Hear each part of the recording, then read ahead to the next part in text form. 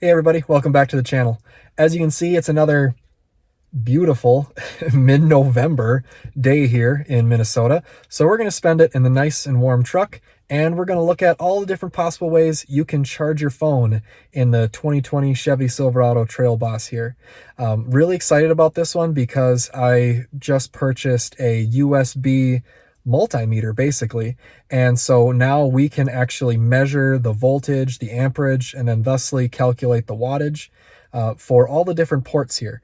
We'll look at USB-C, we'll look at USB-A, we'll look at the classic round car charger, we'll look at what the 110 can possibly kick out using a power brick. We'll even look at my wireless charging car mount. So really excited about this. It's techie. It's right up my alley. There is going to be a lot of different products here, and I will link everything in the description below. So if you like any of this stuff, please follow those links to buy it. It does help support the channel. So thank you in advance. My name is Spencer. This is Truck Ownership 101. Class is now in session.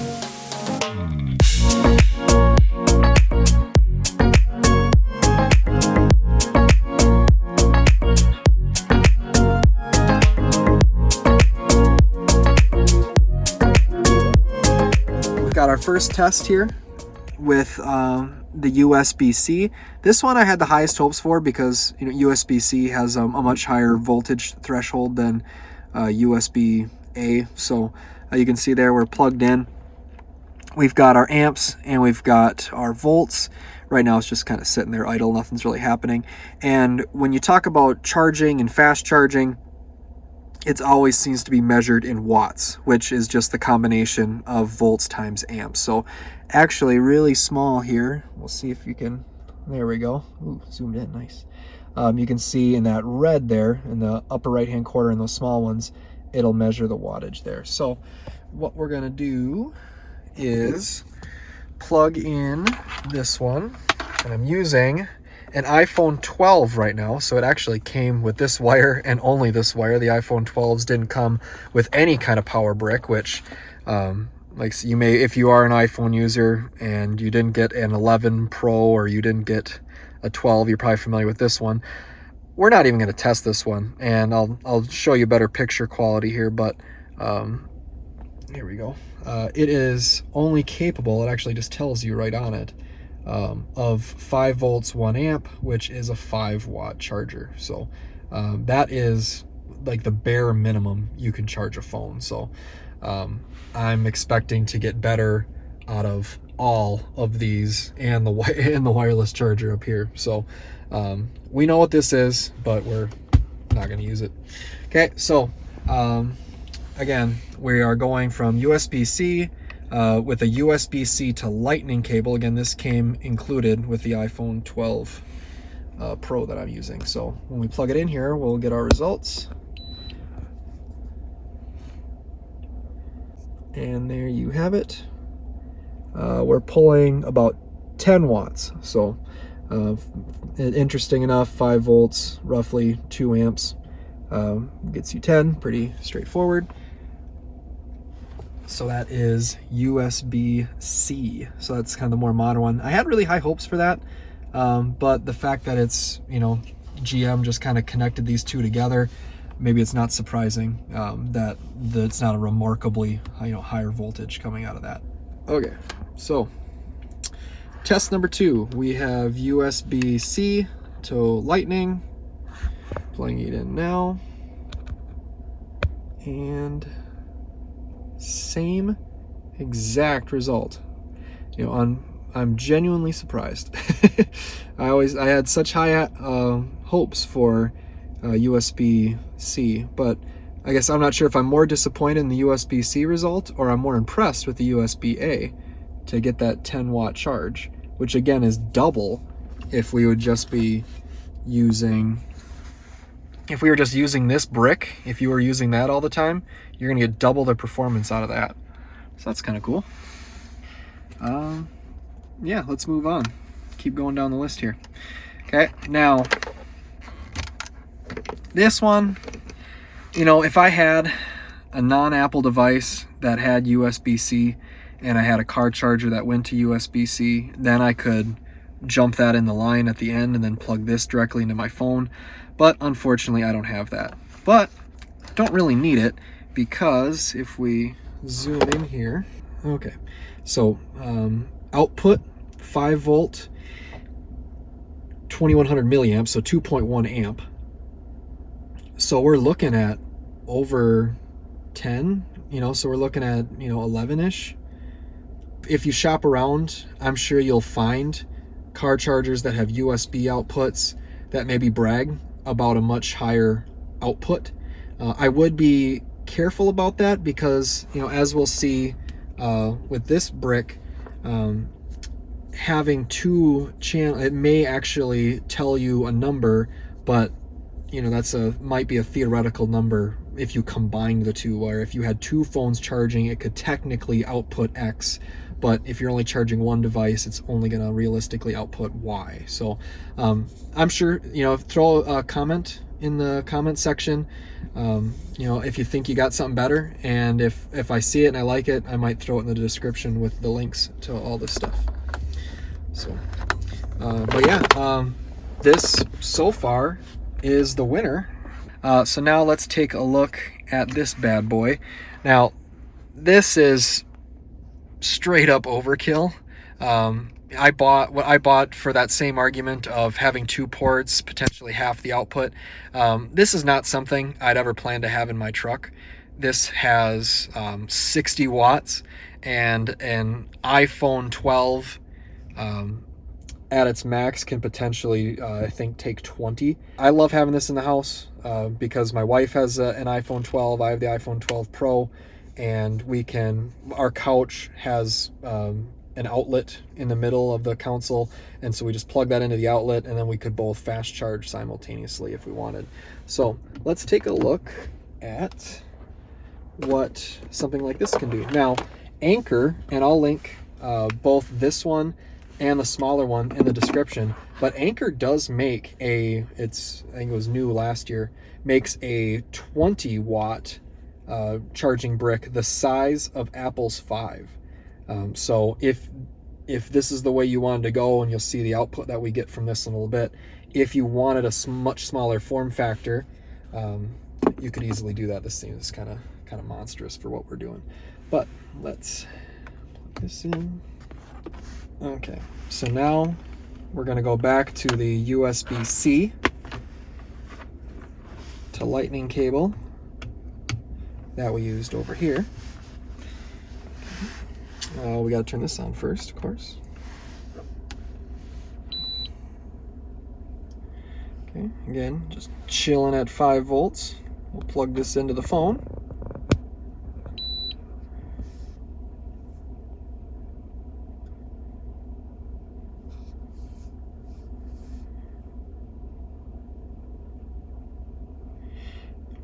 Now you saw that jump. We actually jumped from the 5 volt standard that we've been going for a while up to 9 volts. And then now we're at 2.5 amps.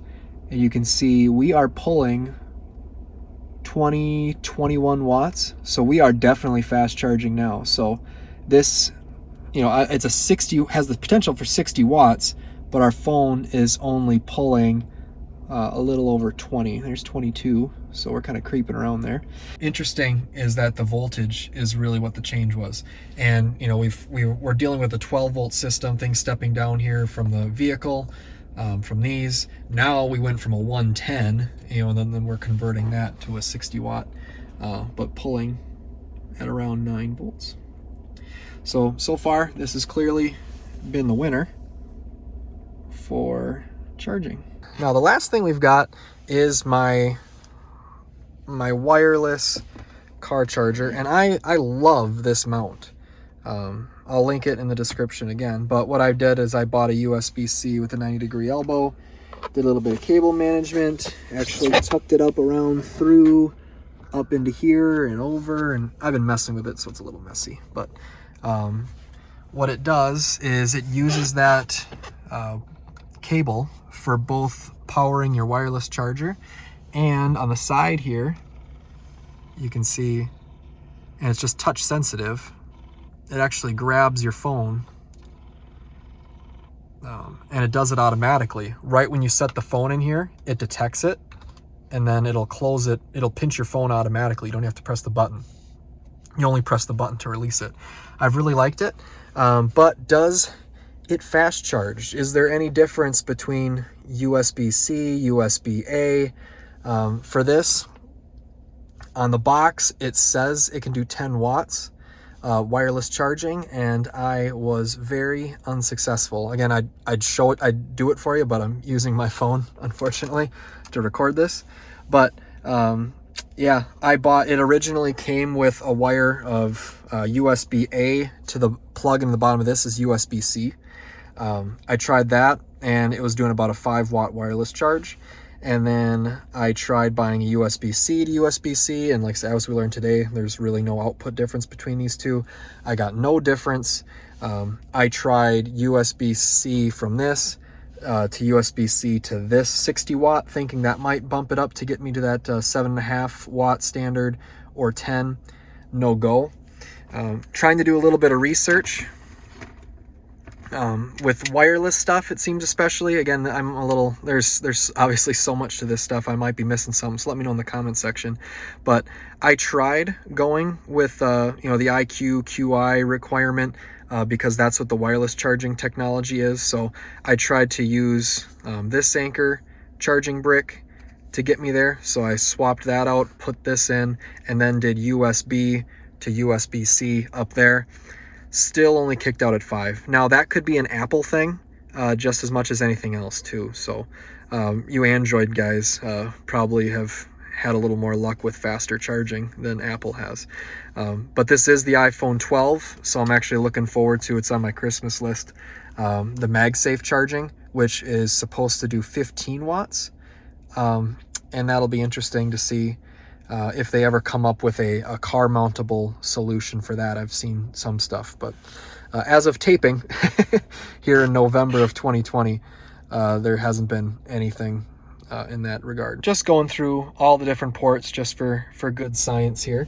We're inside the center console of my truck, and let's see, block some light here. We are pulling 10 watts, so that's standard with the front, which is to be expected. Both of these can obviously receive power and send data to the truck. So if you're doing Apple CarPlay or listening to some music or something like that, that makes sense how that's consistent. Inside the center console, and again, pulling 10 watts. Not surprising. You guys, you can see it's all one connected unit. So it was pretty wishful thinking to think the USB-C was gonna greatly outperform it. So to me, it's just kind of a happy middle. The 10 watt, I'm pretty impressed that it's pulling that versus, like I said, that junk brick over there only doing 5 watts. For this to do 10, that's pretty good. So now we're in the back of the vehicle, obviously, where the kids would charge stuff.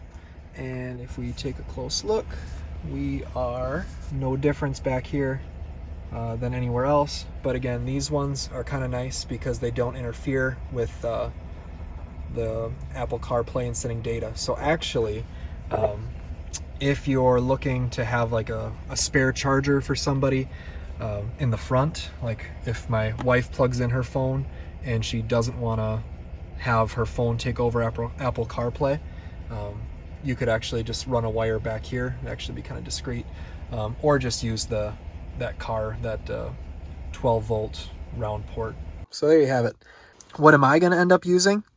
Well, I love my car charger, even though it just proved to be the worst of the charging. I knew wireless charging was going to be a bit of a long shot, but the fact that it holds the phone exactly where I need it, and when I'm using it there, like for navigation or whatever, I know my battery isn't draining. So I know I'm at least gaining ground, even though it's not a ton of ground. So, which does make me less worried about putting it there, even if the battery's full. You know, obviously the phones are smart enough to where they won't draw a high amount of watts if they're past the 80% mark. But you know, if it's the spot where I'm going to put it, and if it's always on a trickle, that's not the end of the world. You know, this is an out-of-date model for 2020. They did make a newer version, which this one maxes at 10 watts. Well, obviously not with my iPhone for some reason, but they do make one now that's 15 watts. They may, you know, obviously we know that this output can't do 15. So if you did buy that new version and maybe you've got an Android phone, you want to get the most out of it, you might actually have to switch that over to here. So for me, like I said, I like this version still. I'm not in a big hurry to change it. And since even with the brand new iPhone 12, at the time of filming this, you can't charge past 10 anyway with anything, you know, the 15 watt, you have to have a MagSafe charger to do 15 watts. So until they come out with a sweet car mount that's MagSafe, you know, I'm not going to be in a hurry to do that. And even if I do, like I said, as we learned, these can't kick out any more than 10 anyway. So I'd probably be buying one of those bricks. So, so again, that's going to be my first choice. You know, for my wife, I actually always keep this one handy for her. Two things. One, she's old school. Two, it doesn't interfere with Apple CarPlay or my music or anything like that. So, you know, if she tries to grab this cable to charge her phone might take over what I'm trying to do. So that one's really nice for her as well. As you can see, my truck has been off for a while. Like my truck is shut down. Yeah, I guess you can see there it's more shut down. And this is lit up. So I can show you how to change that. Right now, I have my truck set to where this port will still stay on. So if she's charging her phone while the truck's off, she can still do that. But as you can see with the status light and stuff, I'm sure that would take quite a while to drain our batteries. But, you know, we do have to remember to pull that whenever we're done using it. And I like a clean interior, so I don't mind doing that anyway. But like I said, I can show you how to change it. There's just a little jumper pin that you move. This I would never use in my truck. Obviously, it's huge. It's overkill. My phone can't even harness that half of the 60, the 30 anyway. So, but I would definitely recommend, I'll link it in the description. Again, the Anchor, that would be about this size. It would have the USB-C, so you'd have to get a USB-C. But that, if I wanted to fast charge my phone, having that in your, you know, your glove box or your center console, you know, that's pretty discreet. That's pretty nice. And actually, honestly, if you just leave it there, you know, that's not too bad. I don't see too many people knocking that for a loop. All right, just a couple more pro tips that I've learned about all this charging stuff. First, it's important to think of your battery like a sponge. When your battery is low, it's like a dry sponge. And with fast charging, it's just basically putting, you know, a charge into that or water into that faster. And when your battery is dry or empty, it can handle that really well. Once it gets to about 80% capacity, your phone is actually smart enough to throttle down how fast it's pulling in that power, because like a sponge, once it's almost saturated full, you can't fill it any faster without harming the battery. So during my testing, you know, with that giant 60 watt brick, once I got past 80%, it actually dropped down to the equivalent of the old school 5-watt charger. So can you charge your phone up to 100? Does that hurt it? From my research, again, I'm not an electrical engineer, as long as you take it off the 100%, you know, right when you charge it, you take it off, you're not harming anything. To leave it sitting there for long periods of time at 100%, just topped off, anytime it slowly drains the battery, it just instantly keeps, it's like, again, that sponge at 99% saturated, trying to always keep it at 100% is hard on it. You know, Apple has a setting in the battery settings where it can learn from your charging habits and keep your phone around 80% until, let's say, you're about to wake up routinely, and then it'll get you to that last 100% right when you normally wake up and take off, unplug your battery. So definitely try to do that if you're trying to get, you know, a long life out of your battery. Yeah, that's all I got for you today. If you haven't yet, please subscribe to the channel. I've got lots of videos that you could go back and check out if you haven't seen those yet. I've got more on the way, as always. So until next time, class dismissed.